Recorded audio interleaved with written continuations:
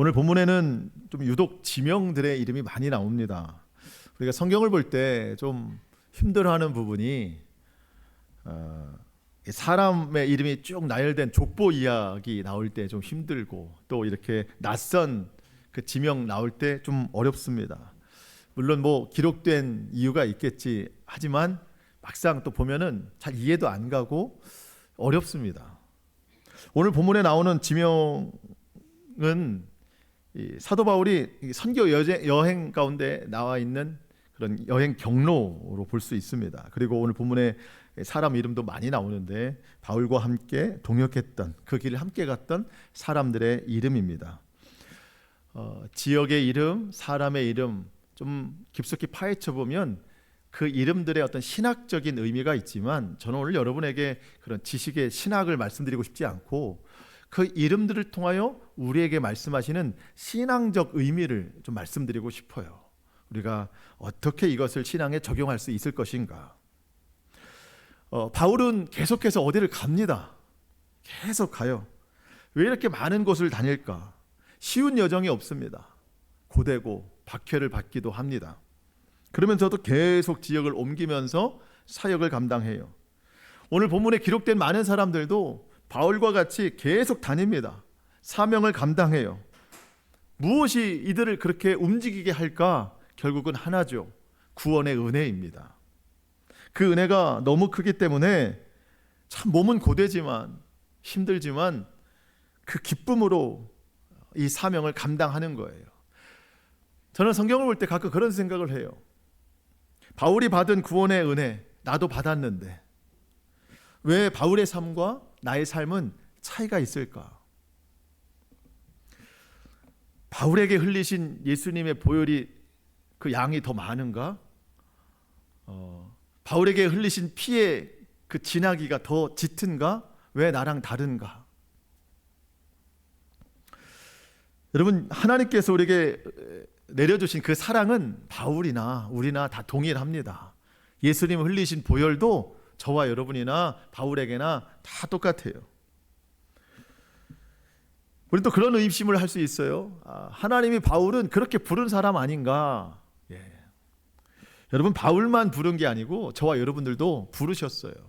구원에 합당한 삶을 살도록 저와 여러분도 부르셨다는 겁니다. 다만 바울은 바울대로 살게 하고 우리는 우리대로 살게 하는 겁니다. 바울은 전적으로 선교를 하게 하신 분이고 저와 여러분은 일상 가운데 그 구원의 역사, 선교의 역사, 이런 일들을 감당하라고 우리를 부르신 거예요.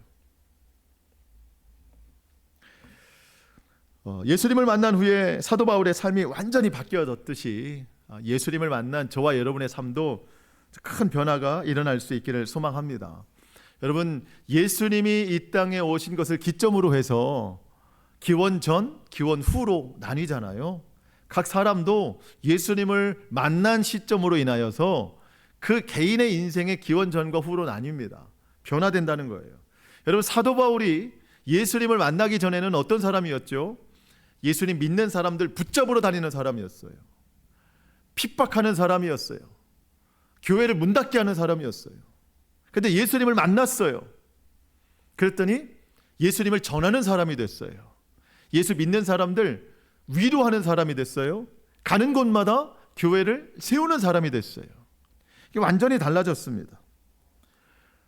가는 곳이 달라졌고 보는 것이 달라졌고 생각하는 게 다 달라졌습니다. 제가 오늘 본문을 쭉 묵상하면서 아주 오래전에 봤던 TV 토크쇼 그런 프로그램 하나가 문득 생각이 나더라고요. 꽤 오래됐다고 생각이 돼서 제가 다시 한번 검색을 해봤더니 2012년도에 방송됐던 내용이었습니다. 꽤 오래된 거죠. 2012년도에 공중파에서 방송된 건데, 그때 어떤 내용이냐면 그 배우 차인표 씨가 그 토크쇼에 나와서 그런 얘기 한 거예요. 자기 인생이 언제 어떻게 왜 바뀌었는가, 그거를 이야기하는데 뭐 우리 용어로 따지자면 간증하는 거예요. 간증. 근데 공중파니까 그런 단어를 이제 쓸 수가 없는 거죠.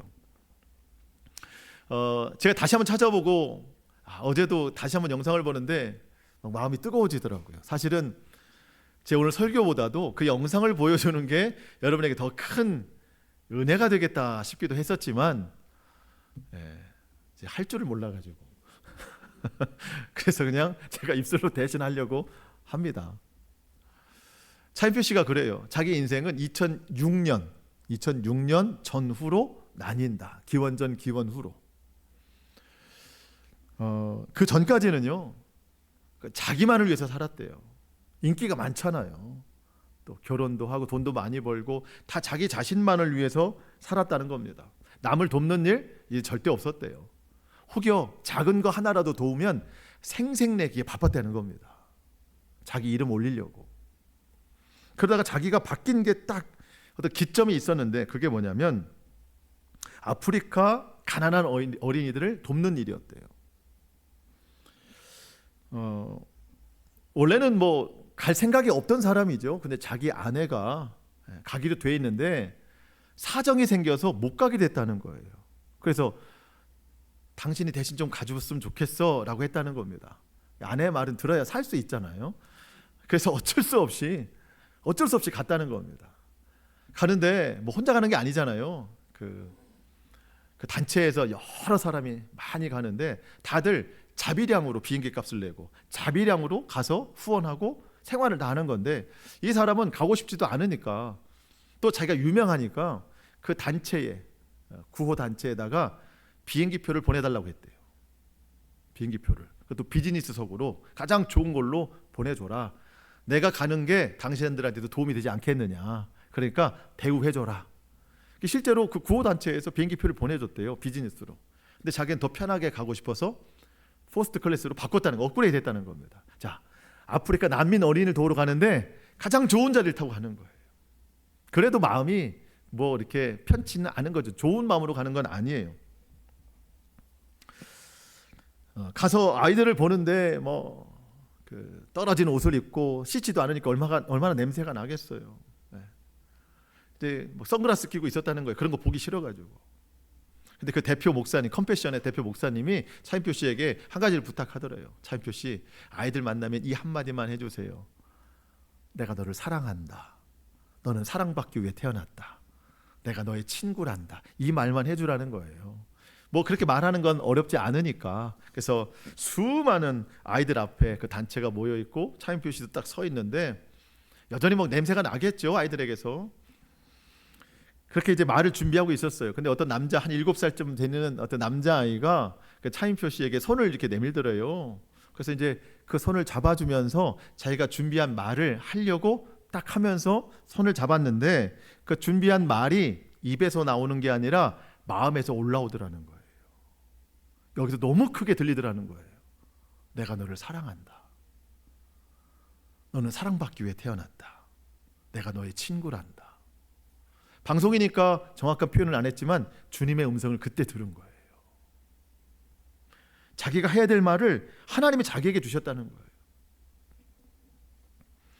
그 음성을 듣고 깜짝 놀라서 더 이상 생색내는 그런 선행이 아니라 진실한 마음으로 아이들을 껴안아주고 기도해주고 돕기를 그 뒤부터 계속했다는 겁니다. 그게 2006년도부터라는 거예요. 그때로부터 인생이 완전히 바뀌었다는 겁니다. 그날 이후로 그동안 자기가 중요했던 것들이 하나도 중요해지지 않았대요. 이제부터는 그동안 안 보이던 것들이 보이기 시작하는데 내가 도와야 될 사람들, 쓰러진 사람들, 아픈 사람들, 힘든 사람들, 그 사람들이 막 보이기 시작했다는 겁니다. 그런 도움의 삶을 그때로부터 시작이 됐는데 자신의 인생이 바뀐 것을 상징적으로 말할 수 있는 게 하나 있는데 제가 이게 기억이 나서 찾아본 거였는데요. 그게 뭐냐면 그분의 여권이라는 거예요. 여권. 여러분, 여권은 내가 어느 나라를 방문할 때마다 그 나라 공항에서 당신이 어느 날에 이 나라를 들어왔습니다라고 도장 다 찍어주잖아요. 2005년도까지는 차인표 씨의 여권이 미국, 호주 다 여행지 여기만 쫙 있었다는 거예요. 2006년도부터는 여권의 내용이 나라 이름들이 에티오피아, 방글라데시, 우간다, 케냐, 아이티 다 여기만 들어간다는 거예요. 실제로 방송에서 그걸 보여주더라고요. 이게 바뀌었다는 거예요. 그러면서 참 마음에 큰 감동으로 남는 말이, 그렇게 2006년도부터 변화된 삶이 이전에 자기가 하고 싶었던 대로 살던 거에 10,000배는 더 기쁘대요. 10,000배는 더 기쁘다. 진행자가 물어보더라고요. 너무 현실적인 질문이었어요. 차인표 씨는 유명한 사람이고 돈도 많은 사람이니까 그렇게 남들을 돕고 살 수 있지. 우리 주변에는 힘든 사람들이 얼마나 많은데 그렇게 할 수 있겠습니까? 라고 하니까 대답을 그렇게 해요. 그 말에 공감합니다. 자기도 그런 구호단체에 들어가서 사람들에게 아프리카 어린이들을 도와야 됩니다, 이런 말을 하면서 다니는데, 어느 지역에 갔더니 너무 가난하신 분들이 모여있더라는 거예요. 그 앞에서 차마 아이들 도와야 됩니다라는 말을 못 하겠더래요. 그런데 결국 우리 가난한 아이들을 도와야 됩니다 라고 말하는데, 그 이유는 하나였대요. 뭐냐면 그들을 돕는 게 우리의 행복이라는 거예요. 그러니까 내가 그 사람을 돕지만 그 도움을 받는 그 사람보다 돕는 내가 훨씬 더 행복해진다는 거예요. 그거를 느꼈다는 거예요. 그러니까 그를 위해서보다도 자기 자신을 위해서 도와야 된다는 거예요. 자기 자신을 위해서. 많은 사람들이 그런 말 한대요. 아프리카 어린이가 아니라 우리 주변에 이웃을 도와야 되는 거 아니냐. 그러면서 저는 거기서 충격적인 말을 들었어요. 우리 이웃, 우리 옆에 가난한 어린이 돕는 것은 도움이 아니라 생활이 돼야 된대요. 그건 특별한 일이 아니라는 거예요. 그건 우리의 일상이 돼야 되고, 멀리 있는 그 친구들을 돕는 것이 우리의 특별한 사명이 돼야 된다. 제가 이렇게 단체에서 나온 건 아니고요, 지금. 저도 그 일은 못 하고 있습니다. 하고 싶은 생각이 많이 들더라고요. 제가 오늘 여러분에게 드리고 싶은 말씀은 그거예요. 저와 여러분에게도 여권이 있는데 나라를 방문하는 여권이 아니라 영적인 여권이 있습니다. 여러분, 우리는 본래 어디에 시민권을 가지고 있죠? 하나님 나라 시민권을 가지고 있는 사람들이잖아요. 하나님 나라 사람들이잖아요. 그 나라 사람이 이 땅에 살고 있으니까 여권을 가지고 있어야죠. 우리 그걸 영적인 여권이라고 표현하고 싶은데, 여러분, 여권은 나라를 방문할 때마다 그 나라에서 도장을 찍어주는 거잖아요. 언제 들어왔다. 우리 하나님 나라 여권, 이 땅에 살아가는 우리 영적인 여권은요, 매일매일 내 발걸음이 어디를 들어가고 어디를 지나가는지 하나님 나라에서 다 찍어준다고 저는 생각해요. 내가 오늘 이 하루를 어디를 다니는가 다 보면 마치 차인표 씨의 2005년 전의 여권처럼 다 내가 원하는 데만 가는 것은 아닌가. 정말 주님이 가라 하시고 주님이 보게 하시는 그곳에 내 발자취가 있어서 그 도장이 찍혀 있는 것은 얼마나 되겠는가.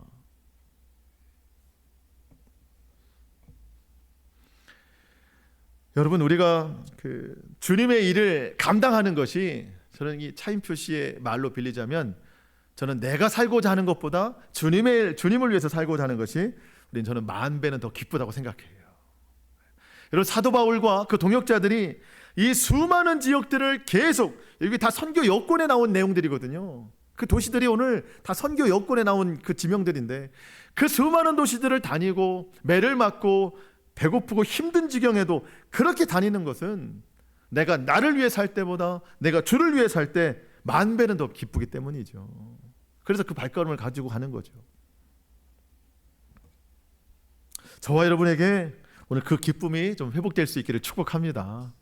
주를 위한 기쁨, 주님을 통한 기쁨이 우리 가운데 좀 있었으면 좋겠습니다. 오늘 좀 그런 의미로 오늘 말씀을 좀 살펴보려고 해요. 여러분, 1절, 2절 제가 한번 읽어볼 텐데요. 1절과 2절에 반복되는 단어가 하나 나오는데 한번 찾아보시면 좋을 것 같습니다. 1절, 2절. 소요가 그침에 바울은 제자들을 불러 권한 후에 작별하고 떠나 마게도냐로 가니라. 2절. 그 지방으로 다녀가며 여러 말로 제자들에게 권하고 헬라에 이르라. 반복되는 단어가 뭐 있을까요?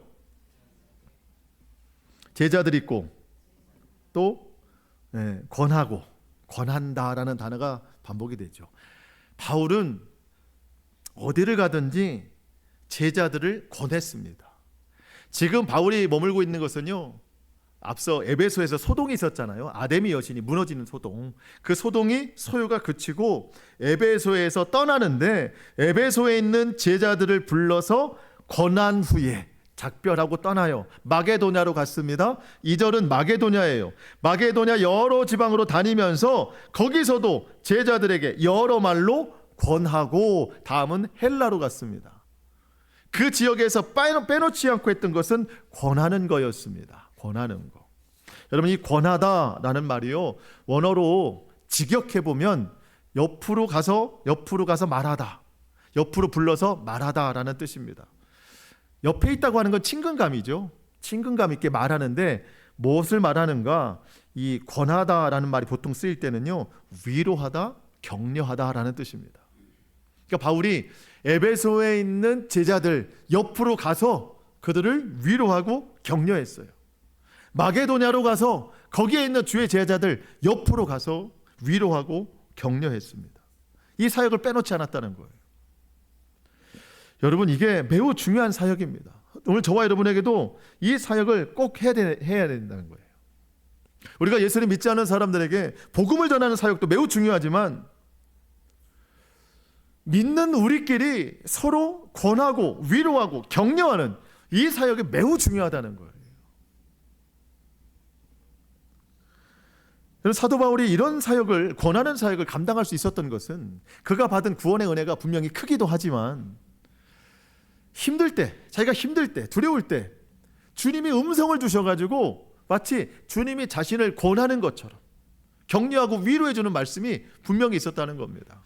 여러분, 멀지 않으니까 한번 찾아볼까요? 18장 9절 10절인데 18장 9절 10절, 대부분의 글씨가 검은색이에요? 빨간색이에요? 빨간색입니다. 빨간색이면 누가 해주신 얘기예요?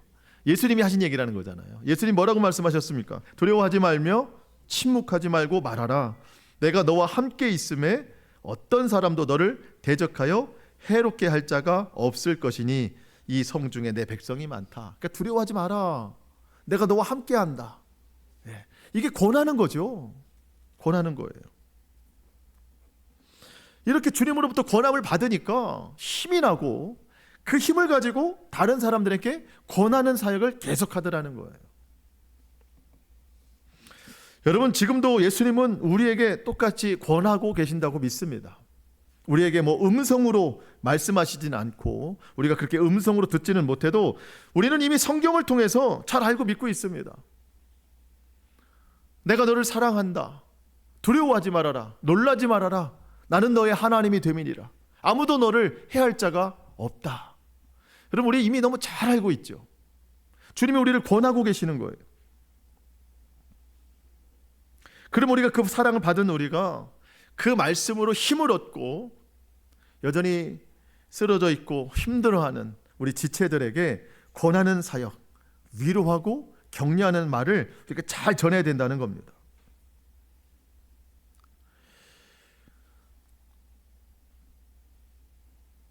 여러분, 옆에 앉아있는 우리 지체들은요, 일주일 동안 힘들게 살아오신 분들이에요. 다들 얼마나 힘들게 살아왔는지 몰라. 지금이야 이렇게 교회 온다고 이렇게 샤워도 하고 머리도 감고 화장도 하시고 이렇게 옷도 차려입고 왔지만 여러분, 일상에서는요 힘들게 살아오신 분들이에요. 여러분, 우리가 그런 우리 지체들에게 가시도 친 말로 찌르거나 베이는 그런 말들을 해서는 안 된다는 거예요. 여러분, 위로와 격려, 그러니까 여러분 권하는 말을 계속할 수 있어야 된다는 겁니다. 혹여라도 내가 어떤 말을 했는데 잘못했다, 그럼 이게 입술을 쳐야 돼요. 우리는 권하는 말, 위로하는 말, 이게 성도의 사역입니다. 우리가 서로 그래야 된다는 거예요. 이게 매우 중요하다는 겁니다. 자, 3절입니다. 3절 우리 같이 한번 읽어볼까요? 3절 시작. 거기 석 달 동안 있다가 배 타고 수리아로 가고자 할 그때에 유대인들이 자기를 해하려고 공모함으로 마게도냐를 거쳐 돌아가기로 작정하니. 자, 거기 석 달이 있습니다. 어디에 석 달이 있었냐면 2절 맨 끝에 보니까 헬라라고 되어 있죠. 헬라는 우리가 생각하는 그 고린도예요. 고린도, 아가야 지방 고린도가 거긴데, 고린도에서 석 달 동안 있다가 배 타고 수리아로 가려고 했는데 유대인들이 바울을 막 죽이려고 해요. 그래서 그 계획을 수정해서 마게도냐로 다시 갔다, 이 이야기입니다. 사도 바울이 거기 헬라 고린도에서 석 달 동안 있는 동안에 무엇을 했는가? 신학적으로 보면 그 3달 동안 거기서 로마서를 썼어요. 로마서. 고린도라는 지역에서 로마의 편지를 썼습니다. 편지를 썼어요. 그러니까 제가 이런 내용들을 살펴보면서 참 사도 바울은 대단하다. 이렇게 지역을 옮길 때는 가서 제자들에게 권하는 사역도 하고, 가서 복음 전하는 사역도 하고, 어디서 3달이라도 머물러 있으면 거기서는 편지를 써서라도 다른 교회를 세워나가는, 그러니까 삶에 빈 공간이 없어요. 움직이면 움직이는 대로, 머물러 있으면 머물러 있는 대로 다 주의 영광을 위해서 살아간단 말이죠. 여러분, 우리 삶의 어떤 공간, 여백에 어떤 것들로 채워나갈까? 정말 주님의 일이 얼마나 거기 들어가 있을까? 저도 좀 반성해보게 되더라고요. 사도 바울의 이런 삶을 보면서.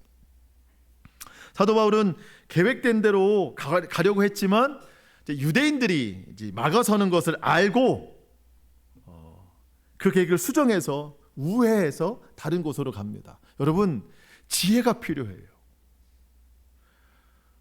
안 되는 걸 막 도전하려고 하면 안 돼요. 우리는 거꾸로 해요. 거꾸로. 그냥 목숨 바쳐 뭘 하려고 해요. 나중 보니까 하나님이 하지 말라는 일이었어요. 그래놓고 우리 막 원망해요. 내가 주님을 위해서 이 일을 하려고 했는데 왜 이런 결과가 옵니까? 막 주님을 원망해요. 주님이 하시는 말씀, 내가 그거 하지 말라고 그랬잖아. 또 어떤 때는 주님이 하라고 하셨는데 내 생각이 그렇지 않아서 다른 길로 갈 때도 있어. 우리 좀 반대로 하는 경향이 있거든요. 여러분, 뭔가 좀 모르겠다 싶으면 기도하셔야 되는 거예요. 하나님, 제가 이 길을 갈까요? 아니면 돌아갈까요? 늘 기도해야 돼요. 여러분, 가는 길뿐만 아니라 우리 가정에서 계획하고 정해야 될 선택사항들이 많잖아요. 하나님, 어떻게 정해야 될까요? 정해놓고 기도하지 말고 기도하고 정하세요. 기도하면 하나님이 지혜를 주십니다. 기도한 후에 이렇게 예배 시간에 아니면 성경을 볼 때 집중해서 보면은요, 하나님이 가라 하시든지 돌아가라 하시든지 하나님 반드시 말씀해 주시거든요. 그러니까 중요한 결정들이 있을 때는 반드시 기도하시기 바랍니다. 지혜를 구하는 자에게 꾸짖지 아니하시고 차고 넘치도록 주시는 분이에요. 자, 오늘 본문에 많은 지명들이 소개된다고 했는데 결국 이 지역들을 다 지나서 바울이 지금 가려고 하는 것은 어디냐? 예루살렘입니다. 예루살렘. 16절 하반절에 보시면, 여러분 16절 하반절에 보시면 이는 될 수 있는 대로, 여러분 찾으셨어요? 16절 중반 이후에 이는 될 수 있는 대로 오순절 안에 예루살렘에 이르려고 급히 가미러라. 지금 나와 있는 도시들, 지역들 다 지나서 예루살렘으로 가려고 하는 겁니다. 자, 예루살렘은 1차 목적지고 최종 목적지는 어디냐? 예루살렘을 지나 로마를 지나 지금의 스페인이라고 불리는 서바나로 가는 거예요. 서바나. 오직 성령이 너희에게 임하시면 너희가 권능을 받고 예루살렘과 온 유대와 사마리아와 땅끝까지 이르러 내 증인이 되리라. 지금은 땅끝은 없어요. 근데 그 당시만 해도 저 바다 끝은 낭떠러지다라고 생각을 했어요. 그래서 땅끝이 있다라고 생각했어요. 그 도시가 서바나예요. 서바나, 스페인이에요. 그래서 지금 사도 바울은 땅끝을 가는 거예요. 스페인을 향해 가는 겁니다. 우리가 이 세 도시만 좀 기억했으면 좋겠습니다. 예루살렘을 지나 로마를 지나 서바나로 간다. 예. 그렇게 지금 예루살렘으로 가고 있는데 혼자 가는 게 아닙니다. 7사람이 같이 가요. 그들은 왜 가는가? 지금 예루살렘 교회가 재정적으로 무척 힘들게 됐어요. 기근으로 인하여서. 그래서 다른 이방 교회들이 구제 헌금을 했어요. 계좌이체를 할 수가 없잖아요. 그리고 실제적으로 같이 가고 싶어 해요. 그래서 그 7사람이 동참해서 예루살렘으로 가고 있는데 그들의 이름이 4절에 소개되어 있어요. 4절. 우리 4절로 6절 말씀 한번 보겠습니다. 7사람이 나옵니다. 4절. 아시아까지 함께 가는 자는 베레아 사람 브로의 아들 소바도와 데살로니가 사람 아리스다고와 세군도와 더베 사람 가이오와 및 디모데와 아시아 사람 두기고와 드로비모라. 5절. 그들이 먼저 가서 드로아에서 우리를 기다리더라. 6절. 우리는 무교절 후에 빌립보에서 마게도냐에서 배를 타고 닷새만에 들어와 있는 그들에게 가서 이레를 머무니라. 자, 7사람이 나오죠. 4절에 그들은 이방의 각 교회에서 예루살렘 교회를 위해 구제 헌금을 모았고 바울과 함께 그것을 전달하러 가는 사람들입니다. 헌금만 전달하는 게 아닙니다. 가서 그들의 얼굴을 보고 싶어 해요. 왜? 예루살렘 교회와 이방 교회가 복음 안에서 하나가 됐음을 하나님 앞에 보여드리고 싶은 거예요. 하나님 앞에. 자, 아까 석 달, 헬라의 고린도에 석 달 있는 동안 편지를 썼다고 그랬죠. 로마서 썼다고 했잖아요. 그 로마서 내용을 잠깐 보겠습니다. 로마서 15장 25절부터인데요. 앞을 보시면, 그러나 이제는 내가 성도를 섬기는 일로 어디를 가요? 예루살렘에 지금 가고 있는 거예요. 이는 마게도냐와 아가야 사람들, 아까 그 7명에 속한 도시예요. 그들이 예루살렘 성도 중 가난한 자들을 위하여 기쁘게 얼마를 연보 헌금하였습니다. 저희가 기뻐서 하였거니와 또한 저희는 그들에게, 예루살렘 성도들에게 빚진 자니 뭘 빚졌을까요? 만일 이방인들이 그들의 영적인 것을 나눠 가졌으면 육적인 것으로 그들을 섬기는 것이 마땅하니라. 영적인 것을 나눠 가졌대요. 여러분, 그 하나님이 이스라엘을 선택하셨잖아요. 예수님도 예루살렘 이스라엘 분이시고, 그 예루살렘에 있는 예수님, 그분을 우리가 나눠 가졌다는 거. 이방 교회가 영적인 것을 나눠 가졌다는 거예요. 그러니까 우리가 그 예수님을 만났으니 이제는 그 육적으로, 재정적으로 어려운 그들에게 우리가 빚을 갚겠다, 육적인 것으로 갚겠다, 이런 겁니다. 가는데 돈만 보내는 게 아니에요. 그들 7명이 같이 가잖아요. 그걸 이렇게 표현하는데 28절. 그러므로 내가 이 일을 마치고, 그러니까 헌금을 전달하는 일을 마치고 이 열매를 그들에게 확증한 후에 너희에게 들렸다, 로마에게 들렸다, 서바나로 가리라. 자, 여기서 중요한 단어가 뭐냐면 열매예요. 열매. 여러분, 헌금이 열매가 아니에요. 헌금은 선행이고 도와주는 거예요. 그런데 그 일을 마치고 그 열매, 이 열매는 뭐냐면 복음이 이방 지역까지 전해져서 이방의 많은 사람들이 구원을 받고 그들이 복음의 본거지인 예루살렘 성도들과 한 몸 이루는 그 장면, 그게 열매라는 거예요. 열매. 하나님이 하늘에서 보시고 예루살렘 교회와 이방 교회가 하나됨을 보시고 얼마나 기뻐하시겠는가. 이게 복음의 열매라는 겁니다. 여러분, 우리가 서로 하나 되는 것이 하나님의 기쁨이요, 우리 성령의 열매요, 구원의 열매라는 거예요. 우리가 서로 하나 되는 것이, 하나님이 하늘에서 보시고 우리가 서로 기뻐하고 서로 사랑하고 격려하고 권하고 위로하는 것이 하나님께는 큰 기쁨이 되어야 된다는 얘기입니다.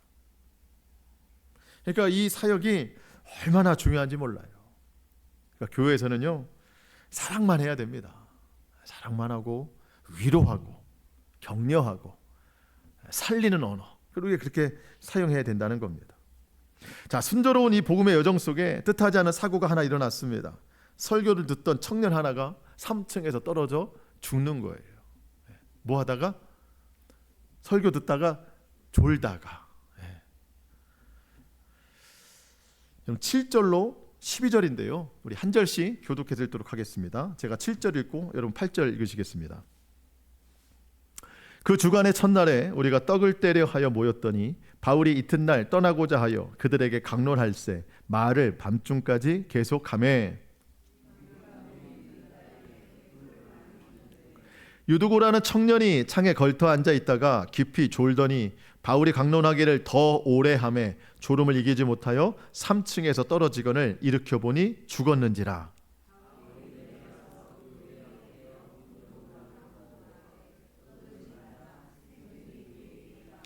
올라가 떡을 떼어 먹고 오랫동안 곧 날이 새기까지 이야기하고 떠나니라. 사람들이 살아난 청년을 데리고 가서 적지 않게 뭘 받았어요? 위로를 받았습니다. 위로를 받았어요. 죽은 자가 살아났다는 말씀을 볼 때마다 참 믿기지 않을 정도로 놀랍습니다. 유두고라고 하는 청년, 이 청년이라는 단어가 아이라는 단어로도 번역이 되는데 원어로 보면 종이라고도 나와요. 종. 아마 남의 집에서 종처럼 일했던 것 같습니다. 낮에는 그 종으로 일하니까 얼마나 피곤했겠어요. 그러니까 쉽게 말하면 지금 저녁 예배 참석한 거예요. 했는데 사람들이 막 앞으로 몰려 있으니까 뒷자리로 가다가 그 자리가 없으니까 아마 3층까지 올라갔던 모양이죠. 예, 죽을 힘을 다해서 설교를 듣고 있는데 졸음과 혈투를 벌이고 있습니다. 졸려가지고 지금 이 유두고라고 하는 청년이. 근데 결국은 3층에서 떨어져서 죽었어요. 사람들이 얼마나 놀랐겠어요. 은혜의 자리가 한순간에 죽음의 자리가 됐습니다. 웅성웅성할 때 사도 바울이 가서 엎드려서 유두고의 몸을 딱 안았습니다. 그때 생명이 돌아왔어요. 그 자리에 있던 많은 사람들이 날이 새기까지 그 하나님의 영광을 주제로 떡을 떼며 이야기하면서 은혜를 밤새 나눴다는 겁니다. 그러면서 제일 중요한 게 뭐냐면 죽었다가 살아난 그 유두고, 그 사람을 보는 사람들마다 적지 않게 위로를 받았더라. 여기서 말하는 위로가 아까 1절 2절에서 나왔던 권하다라는 단어와 헬라어 원이 똑같습니다. 오늘 성경의 본문이 우리에게 교훈하는 게 뭐겠어요? 졸지 말아라. 졸다가 죽는다. 그런 거일까요? 그렇지 않습니다. 예. 오늘 성경이 말하는 건 그거예요. 저와 여러분이 유두고라는 거예요. 저와 여러분도 죽었다가 살아난 사람이라는 거예요. 여러분, 우리는 죽었던 사람이에요. 죄로 죽었고 허물로 죽었고 영원한 지옥으로 죽었던 사람이에요. 그 사람을 예수님이 십자가로 살리신 거예요. 성경 말씀 한번 볼까요? 에베소서 2장 1절. 그는, 예수님은 허물과 죄로 죽었던 너희를, 저와 여러분을 살리신 분이에요. 죽은 사람 살린 거예요. 생명은 살아있지만 영혼이 완전히 죽었던 사람들이에요. 4절.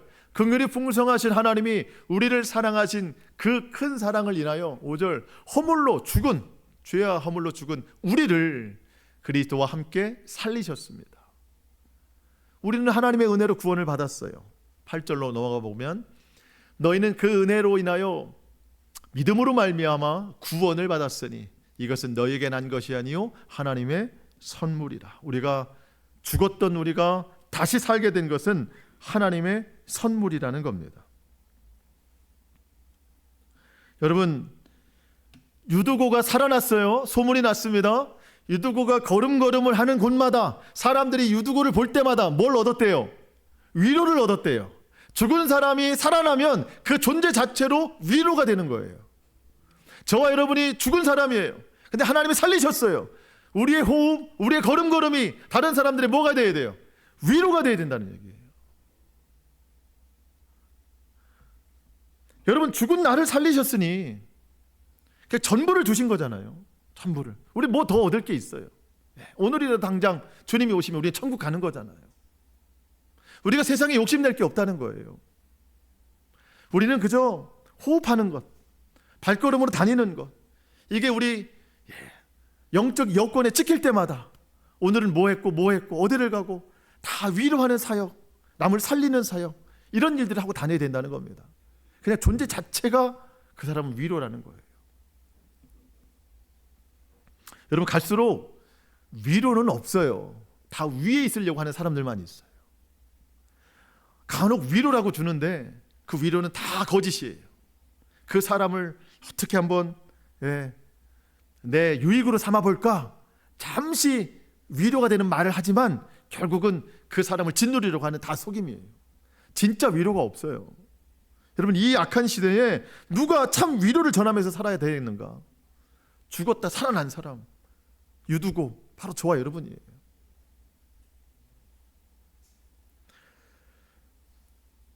여러분, 우리가 어디를 가든지 나를 통해서 살아나야 돼요, 사람들이. 여러분, 죽은 유두고가 있잖아요. 바울이 엎드려서 안았어요. 자, 죽음이 있고 생명이 죽음을 안아버렸어요. 여러분, 죽음이 커요? 생명이 커요? 생명이 큰 거예요. 생명이 죽음을 안았어요. 그랬더니 죽음이 다시 일어났어요. 우리는 생명 얻은 자예요. 예수 그리스도의 생명이 있는 사람이에요. 우리 주변에 죽어가는 많은 영혼들 있잖아요. 내가 그들을 영적으로 안아줘야 돼요. 살리는 말을 해야 돼요. 살리는 행동을 해야 돼요. 그러면 그들이 살아난다고요. 왜? 내 속에 있는 생명이 더 크기 때문에. 여러분, 주변에 아파하는 사람들, 힘든 사람들 잘 위로해 주시기 바랍니다. 위로할 말이 생각이 안 나거든 기도하세요. 하나님, 내가 저를 어떻게 위로할 수 있을까요? 어떻게 힘이 될 수 있을까요? 그것이 우리 존재의 이유입니다. 그렇게 살아야 되는 겁니다. 가정에서도 죽어가는 영혼들 있잖아요. 여러분, 더 짓밟으려고 하지 말고 살려내세요. 나에게 그런 힘이 있는 믿음이 있어요. 주님이 하십니다. 오늘 마지막 본문 살펴보는데요, 13절로 16절까지도 많은 지역의 이름들이 있는데 역시 그 지역의 이름들은 바울의 선교 여권에 기록된 이름들입니다. 한 가지 살펴볼 게 13절입니다. 13절 마지막 보면, 우리는 앞서 배를 타고 앗소에서 바울을 태우려고 그리로 갔는데 이는 바울이 걸어서 가고자 하여 그렇게 정하여 준 것이라. 그러니까 일행들, 우리라고 보는 거 보니까 이 사도행전을 기록한 누가가 같이 있는 거죠. 일행들이 배를 타고 갑시다 했는데 사도 바울이 아닙니다, 저는 걸어서 가겠습니다 한 겁니다. 많은 신학자들이 왜 사도 바울 혼자 걸어갔을까 이유를 하나로 이야기하는데, 그 시간 동안 예수님과 조용히 교제하기를 원했다는 겁니다. 사도 바울의 모든 삶은 다 주님의 일을 하는 것이지만 시간을 떼어놓고 이렇게 주님과 온전한 교제가 필요했다는 겁니다. 여러분, 이 시간이 있어야 다른 시간이 가능해지는 거예요. 주님과 온전한 교제가 있어야, 주님의 위로와 주님의 권함을 받아야 그 힘으로 다른 사람을 위로하고 다른 사람을 권할 수 있기 때문입니다. 여러분, 저에게 또 여러분에게 간곡히 부탁드립니다. 이 시간이 필요하다는 거예요. 이 시간이. 어쩌면 우리 인생에 가장 필요한 시간인지 모르겠습니다. 여러분, 우리가 하루 24시간을 살아가는데 가장 많은 시간이 일하는 시간일 거고, 그 다음은 잠을 자는 시간일 겁니다. 그 다음에 먹고 마시고 쉬고 이런 시간일 겁니다. 여러분, 24시간 중에 주님과 함께 내가 조용히 교제하는 시간이 얼마나 있으세요? 조용히 주님과 함께 교제하는 시간 5분 있으세요? 10분이 있으세요? 1분이라도 있으세요? 여러분, 그 시간이 없으니까 내 삶이 힘든 거예요. 단 5분이라도, 이렇게 얘기하면 5분만 하더라고요. 그래서 단 10분만이라도. 어떤 분은 그래요. 직장에 꼭 10분 일찍 간대요. 왜요? 차 안에서 그 시간을 갖는 거예요. 10분 동안 차 안에서 성경 피는 거예요. 주차장에서 거기서 기도하는 거예요. 그 시간이 오늘을 살게 하는 거예요. 어떤 분은 버스를 타고 가면서 출근할 때 버스 안에서 말씀 묵상하고, 읽기가 어려우면 듣기는 거죠. 듣고 거기서 또 기도하는 거예요.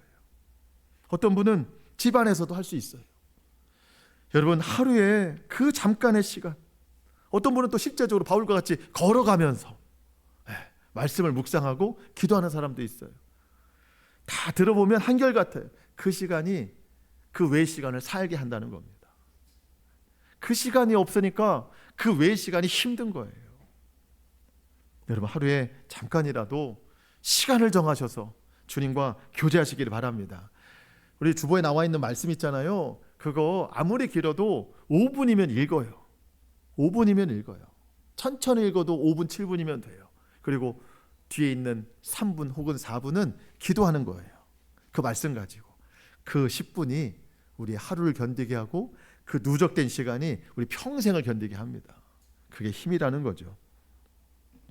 그 주님이 나에게 주시는 말씀으로 내가 살고 살아난 내가 또 주님의 위로를 사람들에게 전해서 그렇게 생명과 사명으로 살아가는 저와 여러분의 모든 삶이 될 수 있기를 주님의 이름으로 축복합니다. 아멘. 우리 기도하시겠습니다.